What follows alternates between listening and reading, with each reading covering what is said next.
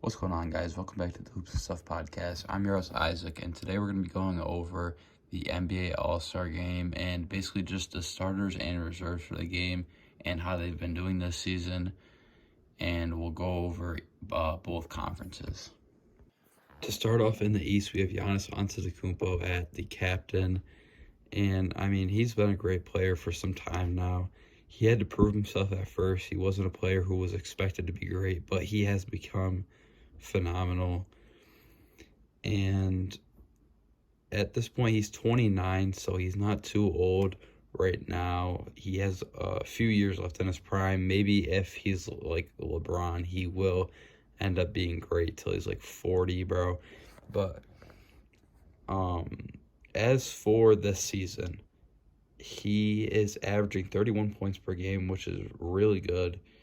And I mean, it's one of his career highs. I mean, last season he was averaging 31, which was his highest at that point. So he's tied with his last year's points per game.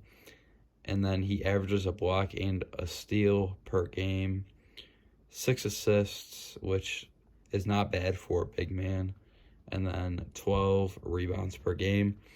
So Giannis is he's playing pretty well for the Bucks over there in Milwaukee. And then on the free throw line, he's only at 66% from the free throw line. So nothing crazy there, but that's pretty expected out of Giannis. He's never been a great free throw shooter. And then obviously his 3-point percentage isn't high, but Giannis is known for his paint work and his how good he defends the rim. He protects the rim very well. Obviously, we've seen him averaging a block per game, so that shows that he can protect the rim pretty well. He's a pretty good defensive player all around, and he's great in the paint. The only thing that he needs to work on is that 3-point shot. I don't know if he'll ever get to a point where he'll be an efficient 3-point shooter. I'm going to guess probably not, but we could see it happen in the future, hopefully. But as for Giannis, I mean, he could end up being one of the greats. I mean, he's been an all-star captain multiple times now, I'm pretty sure. So he's clearly a great player, and he'll definitely have more all-star appearances to come. But I think he could go down as one of the greatest players of all time. Now, starting off with the guards, we have Damian Lillard at the point guard for this team. And, I mean, Dame has had a solid season. It's his first season with the Bucks. And I don't know that he deserves to be a starter. I'm not debating that I think he definitely deserves to be an all-star, just maybe not a starter, because I'd say there's probably 2 reserves that could take Dame's spot as a starter. As for Dame's stats, he has 25 points per game and 1 steal, no blocks, which is expected out of a small guard like Dame. He's averaging 7 assists, which isn't horrible, but I think it could be higher since he has Antetokounmpo on his team, Antetokounmpo is a great scorer. And then he's averaging 4 rebounds, so nothing crazy on the boards. But he is 93% from the free throw line, which is one of the highest, tying his 2020-2021 season. And Dame in the past has been a pretty efficient 3-point shooter, and this year he's at one of his career lows for 3-point shooting. Not the lowest he's ever been, but pretty low compared to some of his other seasons. He's at a 34% 3-point shooting, and that's not something that we usually see out of Dame. We usually see him a little higher in the 30s, or maybe even hitting 40% of those threes. But this season he is a little lower, and he's still taking those shots. Like, he's taking 8 to 9 3-pointers a game. So it's not like he's not taking the shots, because he is. But I mean, other than that, nothing crazy to say about Dame. And he will come back as we get into the episode, because we are going to be talking about him when we talk about a couple other players that could replace him as a starter. Next up, we have Tyrese Haliburton, who has had an amazing season so far with the Indiana Pacers, and I think that going to the Indiana Pacers was the best thing that could have happened to him. He was traded midway through the 2021-2022 season, and then he played his first full year last season, and then this is his second full year as an Indiana Pacer. So this will be his second and a half season. If he finishes this season with Indiana, which we expect him to, he'll have played 2.5 seasons with Indiana. And as for his stats this season, he's only averaging 23 points per game, but he is at a 12 assists per game mark, and that's a career high for him, and it's amazing. He's moving the rock quite well, and he is averaging a steal and block per game, which for a guard to average a block is pretty decent. And then he is a pretty solid 3-point shooter too. He's 40% from the 3-point line, and for the free throws, he's at 87% from free throws. So he's a pretty efficient shooter, and I think that he will be a great player in years to come. He doesn't really have any crazy superstar players in Indiana with him, so it's pretty surprising that he is up there on his assists. But he does have a superstar developing in Benedict Mathurin. I think him and Benedict Mathurin will be a great duo in the future. And they also have Obi Toppin too, so they have a pretty good young core in Indiana to go along with Tyrese Haliburton.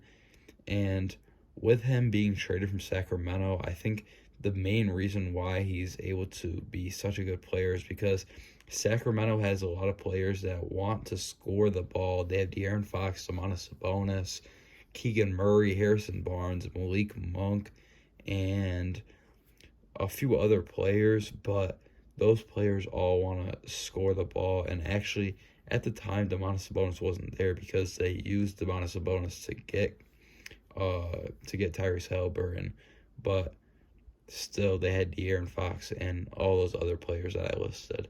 So he wouldn't have been such a great scorer, but he still could have been getting a lot of assists like he is right now.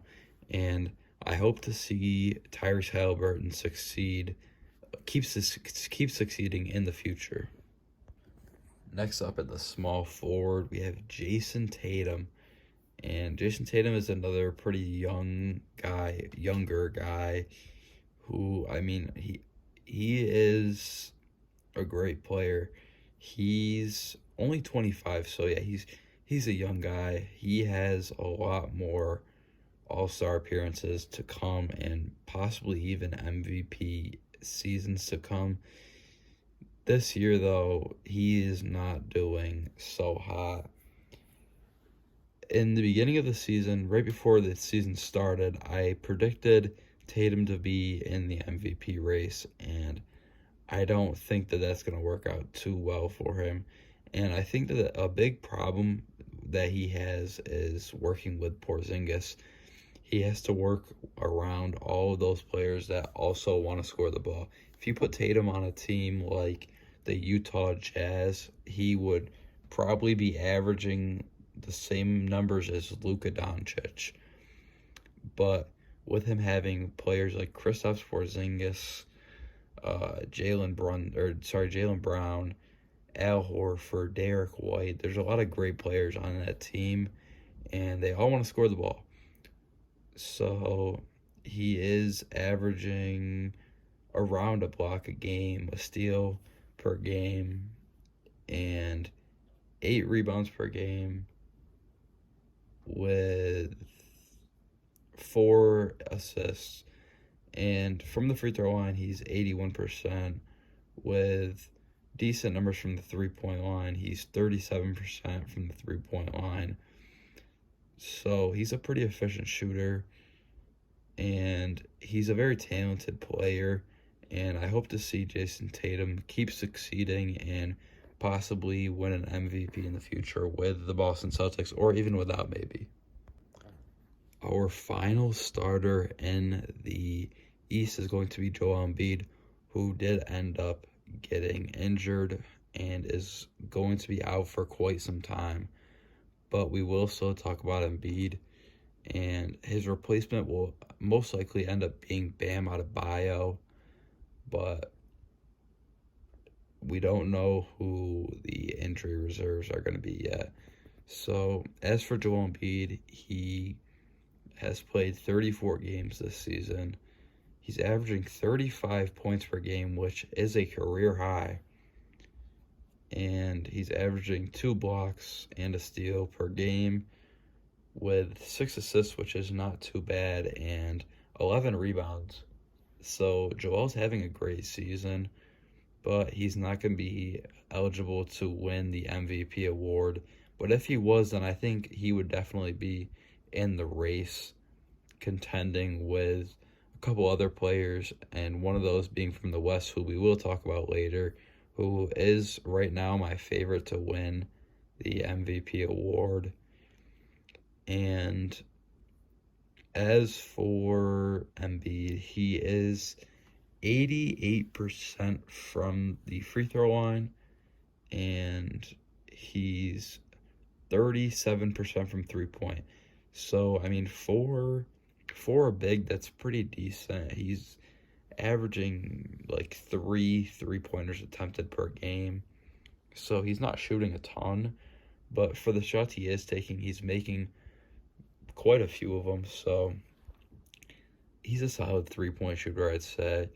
And Embiid has carried this 76ers team for quite a while with help coming in and out. I mean, we've seen Ben Simmons there for quite a while with Embiid, and then he ended up getting Harden, and now he has Maxey. So he's had quite a bit of help, but he's still managed to get those points in. I mean, the last 3 seasons, he's averaged over 30 points.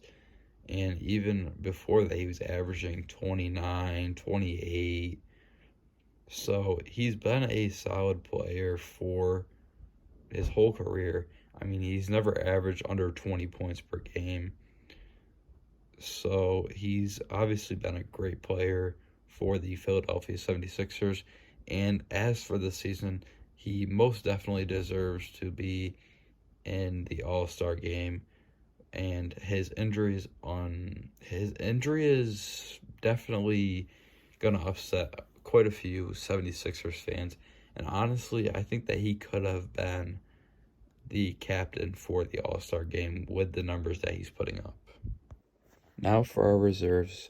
To start off, we have Bam Adebayo, who is most likely going to be starting for Joel Embiid.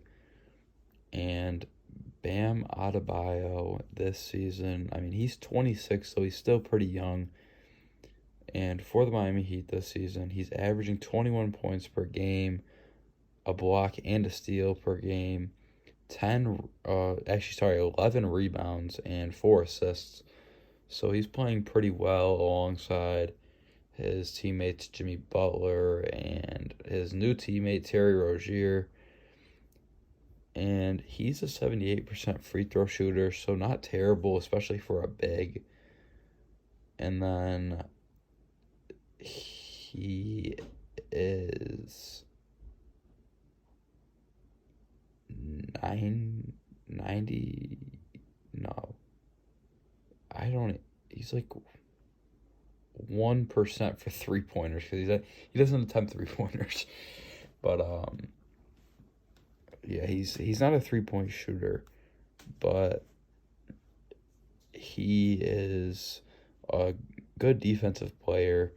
He gets boards and he scores more in the paint than like shooting the ball. Just like a lot of bigs are. Like, oh, he's like a classic big. He doesn't shoot the ball a lot. He's more of like a paint player. And I mean, we've seen Bam make a finals appearance, and we've seen him make 2 finals appearances. Last year he played the Nuggets, and 2019-2020, the bubble season, he played the Lakers, but he's never actually won an NBA championship. So, I mean, he's played with quite a few good players: Jimmy Butler, Tyler Hero, Kyle Lowry. Kyle Lowry wasn't good when he played with Bam Adebayo, but he was good at some point. So, Bam Adebayo, he's a player that I honestly would like to see how he does on another team other than the Miami Heat. I think that it would be interesting to see how he plays for another team. But nothing other than that to say for Bam Adebayo, besides that he will most likely end up being a starter for Joel Embiid, who will be out. Next up, we have Paolo Banchero, who is making his first All-Star appearance in his second season in the NBA, coming off of a great rookie season, averaging 20 points last season. But this season, he's averaging 23 with a block, a steal, 5 assists, 7 rebounds per game. So he's putting up decent numbers, but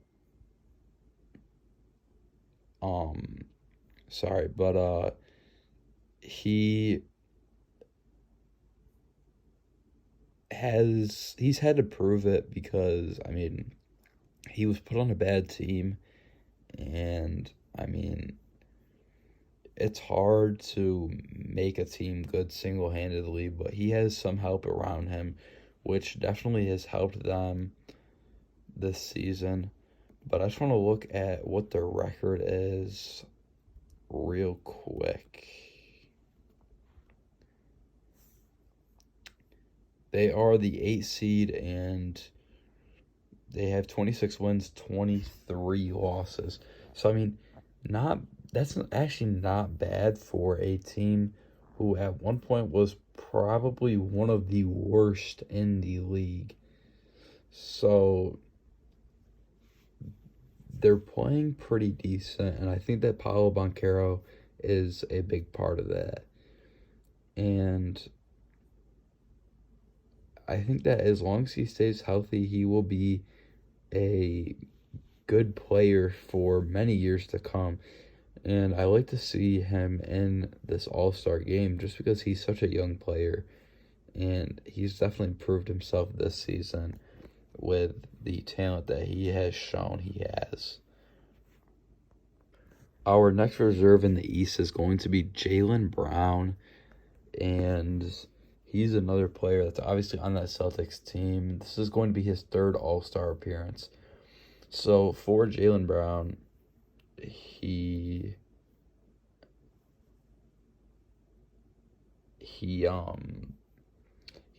had finals appearances. He's had one finals appearance, but they didn't pull out the win when they were playing the Warriors in 2022, I think. But this year he's averaging 22, and his numbers have gone down as well with Porzingis coming to the team. And I think that has affected him and Jason Tatum both. but he is averaging a block, a steal per game. He's averaging 5 rebounds, 4 assists. So he's not putting up crazy numbers, but they're not bad. And he is definitely a big role in this Celtics team. And last year he was one of their best players. This year he is definitely top 3. He's probably still their second best player, but Porzingis is just taking some of the numbers away from both Tatum and Brown. But for Brown, he is 73% from the free throw line, and he is a 35% three-point shooter, which is not horrible, but nothing crazy. And Jaylen Brown is a promising younger player for this Celtics team. I mean, he's already 27, which is not super old, but he is getting up there in NBA age. Next up, we have Jalen Brunson, which is one of my snubs. I think, personally, looking at the stats, Jalen Brunson could be an all-star starter over Damian Lillard. Jalen Brunson is in his second year with the Knicks. He's averaging 27 points with a steal, 6 assists, and 4 rebounds per game. He's 84% from the free throw line and 42% from three-point range.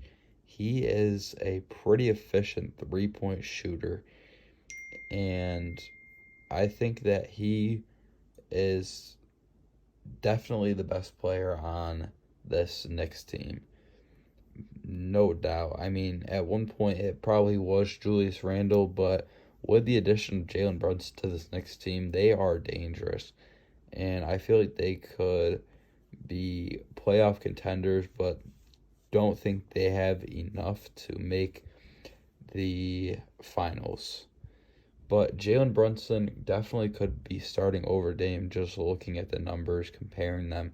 I think that Jalen Brunson has proved himself. He's improved his play, and Damian Lillard hasn't really improved much in his play. Next up, we have Tyrese Maxey, who honestly, he wasn't one of the two that I was thinking of originally for a snub that could have started over Dame. But now looking at Tyrese Maxey, he honestly could compete to be a all-star starter. And I mean, now that Joel is going to be out for some period of time, Maxey is going to carry this team.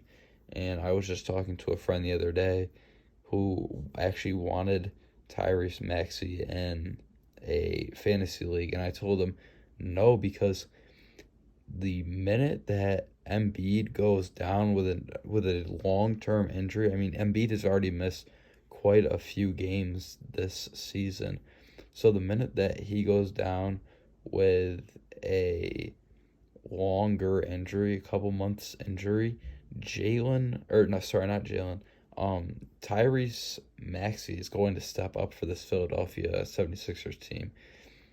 And I think that Maxey, I mean, he dropped 51 against Utah with, I think that was, actually no, I don't think we've seen Joel playing that game, but he dropped 51 on Utah. But they also only got a 3-point win over Utah in that game. So that shows that Maxey and Embiid are the main pieces to this team. But for Maxey's stats, right now he's averaging 26 points per game, a block and a steal. He has 6 assists and 4 rebounds. So, I mean, his stats are pretty close to Dame's, but Maxey is a better three-point shooter. He's 38% from the three-point line, and he is 87% from the free throw line. So Maxey has definitely shown some improvement and honestly could be a candidate for most improved player this season. I mean, all of his numbers have pretty much went up, I think. His reboundings went up. His assists have nearly doubled. And his points have went up by 6. He's better defensively, better offensively. He's just not putting up better percentages from the three-point line. Last year, he was 43% from the three-point line. So Tyrese Maxey is a great young player. He's only 23. So I think we could see Tyrese Maxey at some point being one of the top players in the league, maybe a top 10 player in the next 4 or 5 years. And I'm really excited to see how Maxey's career turns out. And then another player, the final player that I feel got snubbed out of being an all-star starter over Damian Lillard, and no hate to Damian Lillard, by the way, but Donovan Mitchell. Donovan Mitchell is playing great this season, and a big part of that comes from Darius Garland missing a big chunk of the season, but 28 points per game is what he's averaging this season, and then he's averaging a block and 2 steals. So he's getting steals for this Cleveland Cavaliers team. He's at 6 assists, almost 7, and 5 rebounds, almost 6. So I think that he definitely could easily replace Dame in this All-Star game as a starter. And I think that he is probably the best player to replace Dame. And from the free throw line, he's 85%. And from the three-point line, he is 35%. So not too bad, but not great. We've definitely seen better in this episode. We've seen better three-point shooters. But Donovan Mitchell is an electric player. He's more of he can get to the rim, he can dunk on people, kind of like a Ja Morant, just not as electrifying as Ja Morant. I don't think anybody in the league is as electrifying as Ja Morant is, but Donovan Mitchell shows flashes of similar play to Ja Morant with the style that he has. And then our final player for the East as a reserve is Julius Randle, and obviously there's going to be at least one injury reserve player coming in, possibly more. We'll have to see once they figure that out. But this season, Julius Randle is averaging 24 points per game, and he has no blocks, 1 steal, 9 rebounds, and 5 assists. So, I mean, he's putting up solid numbers, nothing crazy. We've seen him do better. He's an okay free throw shooter, 78% from the three-point line, or from the free throw line, sorry. And then only 31% from the three-point line, which is surprising because back in 2020, 2021, he was 41% from the three-point line. But since then, he just hasn't been the same. But this is going to be his 3rd All-Star appearance. And he is definitely... He's definitely improved over the years. I mean, at one point, he was only averaging 2 points per game. That was his rookie season. He played 1 game, and now he is a starter averaging 24. So he's came a long way, and he is not going to get any better, I don't think. Although Julius Randle has had some good, he had a good playoff run a couple years ago, and he's been a good player in the years past, but he's not on that same level anymore. And with bringing in Brunson, that definitely affected it a little bit.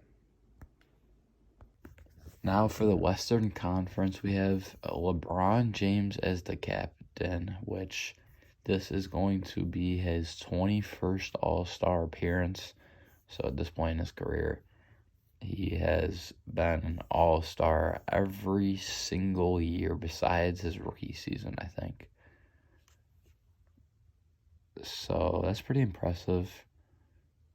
He might have been an All-Star in his rookie season, but I don't think he was. But for this season, LeBron is having one of the lowest scoring seasons ever in his career. He's averaging 25, which ties with a couple for the second lowest behind his rookie season, where he was averaging 21 per game. But every other season, he's averaged 25 or more, and 25 is the lowest number besides his rookie season. And that's what he's averaging this season. So he's at a lower points per game than other seasons that he's played. But if we take a look at the other stats, he's averaging a block and a steal per game, 8 assists, 8 rebounds, and he's 73% from the free throw line and 40% from three, which is one of the highest in his career, just behind the 41% from three that he was shooting in Miami in 2012, 2013, but he was also attempting like half the amount of threes that he is attempting now. So he's been working on his shooting for sure, and all the other numbers are up. I mean, he's obviously a great player. He will go down as one of, if not the best NBA player of all time, but I'm not sure that I would take him over one of the other starters as the captain. I would rather have one of the other starters be the captain, just because this guy is such a phenomenal player. His stats are great, and I just think that he would be a better candidate for this All-Star captain spot on the Western Conference. But I mean, overall, obviously LeBron is a great player. So to start off with our first guard, we have Shai Gilgeous-Alexander, who has been putting in a lot of work to get to where he is today. He has consistently shown us that he is a really great NBA player, having back-to-back seasons averaging 31 points per game. And this year he also averages 2 steals per game. It's just over 2, and last year he was averaging just under 2, and he averages a block a game, along with 6 assists, which is pretty decent considering he's scoring 31 points per game, and 5 rebounds, which is also not horrible for a guard.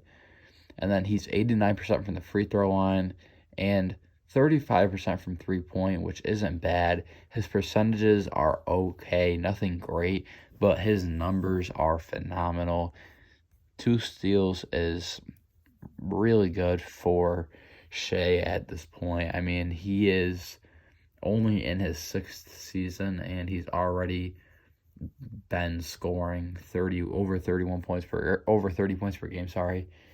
And there's not a lot of players in the NBA that are scoring that high of points in a single game. And with Shai only being in his 6th year, it makes it even better for him, because a player like Joel Embiid has been in the league for longer than that. So he's had more time to get better and work on his game against NBA players. And Shai took a big leap from 2021 to 2022. The 2021 season that went into 2022, he took a big leap from that year to 2022-2023, where he averaged 7 more points per game.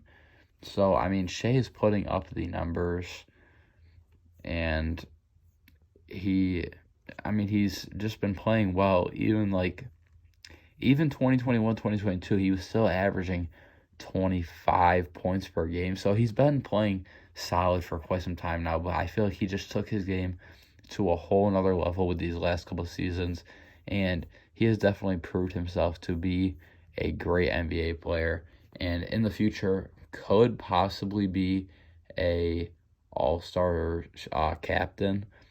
But the only problem that I think he has is Luka Doncic. Now, speaking of Luka Doncic, he's going to be the next player we talk about, and he's going to be running the shooting guard for the All-Star game. And he is honestly the player that I'm thinking could replace LeBron as the captain, just with how well he's been playing. Luka Doncic, he's a young dude. He is 24, and he's about to be 25 soon. He's got about just under a month until he's 25. But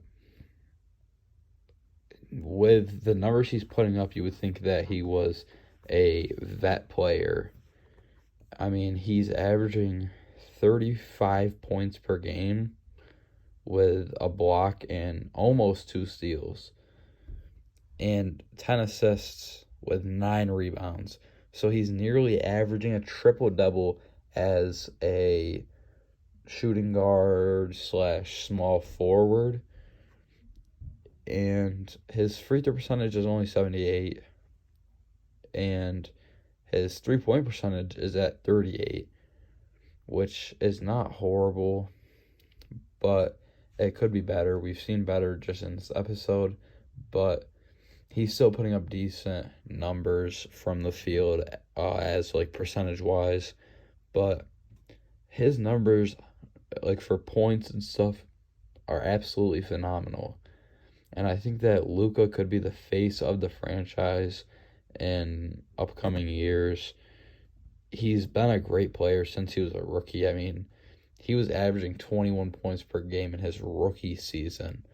So, no doubt, Luka is a great player, and he will be for quite some time with how young he is. But I don't think that we see Luka lasting a very long time. Obviously, LeBron has played 80 years in the NBA, but I don't think we'll see Luka play for that long. But speaking of Luka, we have 5 All-Star appearances already, so this will be his 6th, I think, unless this is already counting this year. So, as of right now, it says he's a 5-time All-Star. So, Luka has been, these awards show that Luka has been a great player for quite some time. Right now, he is a 4-time All-NBA player as well, and I assume that he will be 5-time after this season.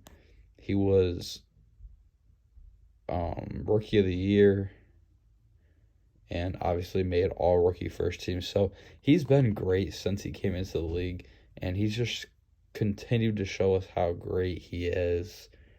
And he shows us the potential of maybe even beating Wilt's record for 100 points, honestly. I mean, we just seen him drop 73 just the other day, for when I'm recording this episode, it was like a week or so ago from when I'm recording this. So, I mean, he's starting to inch up on it, and I wouldn't be surprised if we've seen him hit that mark at some point in his career. Our next player is going to be Kevin Durant, and after being traded to the Phoenix Suns, he was able to make the All-Star game both years he's played for them. And he's been putting up pretty solid numbers this season, especially for his age. I mean, he is 35, so he's getting pretty up there in age, and he's still averaging 29 points per game, which is a lot better than last season. And he averages a block and steal per game with 6 assists and 6 rebounds. So for his height, I feel like he should be getting more rebounds, but he also isn't. He's not built big, so that also affects how many rebounds he gets because he can't get physical with guys in the paint to get those rebounds. As for his free throw, he's shooting 88% from the free throw line, so nothing too crazy, but it's not bad. It's pretty decent. And we have him shooting 45% from 3, which is phenomenal. That is tying his career high, which came in his first season in Brooklyn. He was shooting at a 45% from 3-point range. So he's been an effective 3-point shooter this season, it seems like. And even for his age, he still has the numbers up. So we love to see Kevin Durant playing at a high level still this late in his career, but it will probably end up coming to an end within the next probably 5 years. We'll see Kevin Durant out of the league, which is very upsetting to think about because these are the players that the younger kids right now know, and they're going to retire soon. So it's kind of sad to think about how Kevin Durant's not going to be around for much longer, but he did have a great career, and hopefully he plays solid in the next however long he stays in the league, whether that be 5 years, 3 years, 8 years, you never know. But I don't think, with his build, he's just not built strong enough to make it super deep into his age in the NBA. Like, he's 35. He might have at most 5 more okay years left before he has to retire, just due to how fragile his body could get because his arms are so skinny. So it's really hard to just maintain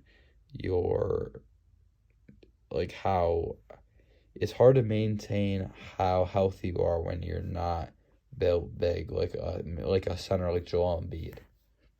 And for our final starter in the West, we have Nikola Jokic, who is probably one of the favorites to win MVP this season, especially after the loss of Joel Embiid for a big portion of the season, if not the rest of the season, since Joel will now not be eligible to win the MVP.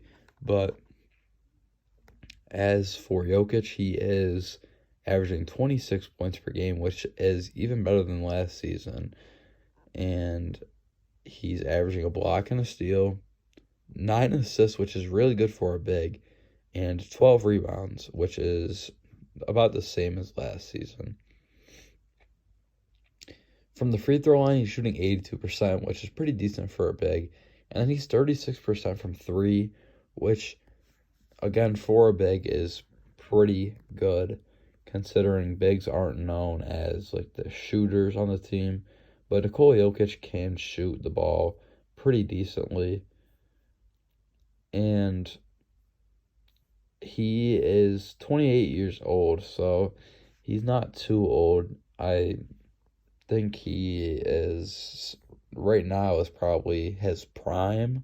I don't think he'll get any better than he is right now. But right now he's almost averaging a triple double.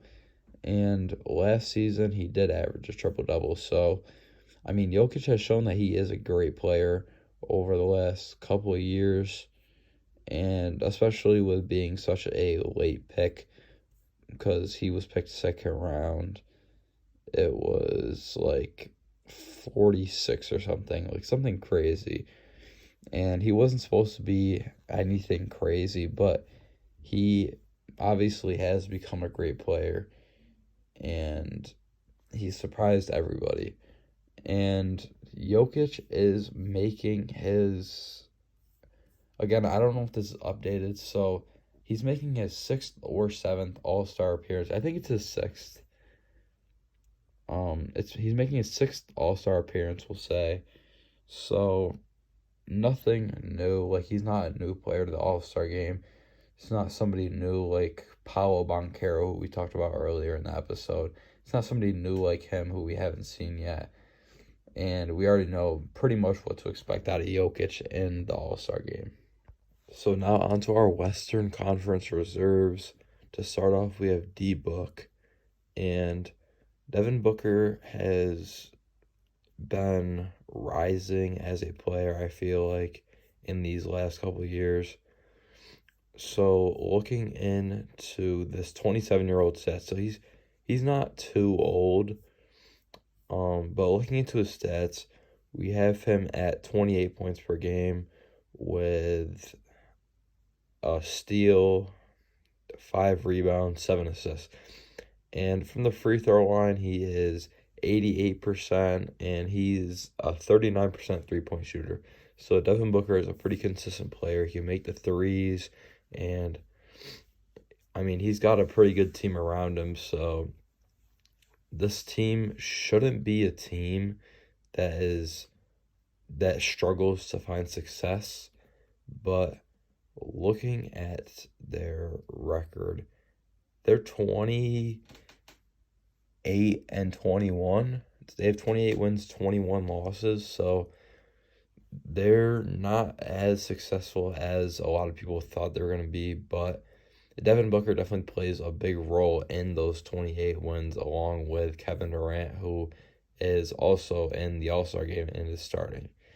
But we see these two Suns players make the All-Star game for the West, which is definitely showing us that this is a successful team. They have 2 All-Star players, so they're a great team altogether, and Devin Booker is a big key to that. Next up, we have Steph Curry, who is on a struggling team. They are 21-25. They have 21 wins, 25 losses, and they just took an L last night to the Atlanta Hawks. So, like I said, they are definitely struggling this year, and I think that it's just due to a lot of their players are getting older. They have Clay, he's getting older, and he's not performing like he used to. Andrew Wiggins has been significantly worse this season than last. Steph Curry's getting older, but his stats aren't being affected too much by that. I mean, he's still averaging 28 points with a steal, 5 assists, and 4 rebounds per game. So he's not playing terrible compared to last season, but definitely is playing worse than he was last season. And that's a big problem for the Warriors because Steph Curry is their franchise player. He's the best Warrior in franchise history. In my opinion, I'd say it's probably between him and Wilt, but it's probably most likely Steph Curry. And he is a great free throw shooter. He is on like a career high right now for free throw shooting, besides a season where he only played 5 games where he didn't miss any free throws. But for a season where he is playing a acceptable amount of games, he has tied his free throw percentage from the second season of his NBA career at 93, and his three-point percentage is at a 41, which is pretty good, and he's attempting 12 per game. So Steph Curry, obviously best shooter to play the game, is still efficient from the three-point line, and I am a big Steph Curry fan, so it scares me to think that he may start regressing and affect the Warriors in a big way, but that's just a part of being an NBA player. Next up, we have Anthony Davis, and obviously we've seen LeBron on the starters list and captain, but Anthony Davis coming off the bench for the All-Star reserves is definitely big for the Lakers to have two All-Stars, just like the Suns did. And again, this just shows that how good of a Lakers team this is. I mean, two All-Stars is definitely a sign that you're a pretty decent team. So for Anthony Davis, he's averaging 25 points per game with 2 blocks and a steal. And he's at 4 assists, but he has 12 rebounds per game. So Anthony Davis is definitely playing at a high level right now. And he's an 81% free throw shooter, which is pretty decent. And from the three-point line, he's 31%, which is not horrible for a big. And compared to last season, that's a lot better because last season he was only 26% from the three-point line. So AD is still playing at that high level, even though he has to share the rock a lot more. I mean, they've got Austin Reeves, who's becoming a better player. Obviously, he's had LeBron, and they have Rui Hachimura. They have a lot of players that are decent on the Lakers. D'Angelo Russell. So it's definitely hard to score when you have a lot of other decent players around you or somebody like LeBron around you. But Anthony Davis is still managing to do it, which shows that he is a talented player. And he's also very talented on the defensive side of the ball and on the rebounding aspect. I mean, 12 rebounds is really good for Anthony Davis this season. But not much else to say about Anthony Davis. Next up, we have Anthony Edwards, who is a phenomenal young player. And, I mean, I think we could definitely see him being at the top of the league in a couple of years. He is a very electric and talented player. And for Anthony Edwards, this is his 4th season and his 2nd All-Star game. And he's averaging 26 points on a block and steal per game, 5 assists, 5 rebounds. He's 84% from the free throw line, which is a big improvement from the 76% that he was shooting last season. And on the three-point line, he is 39%, which is pretty decent for him. And he is just an exciting player to watch, and I would love to see Anthony Edwards find success in years to come.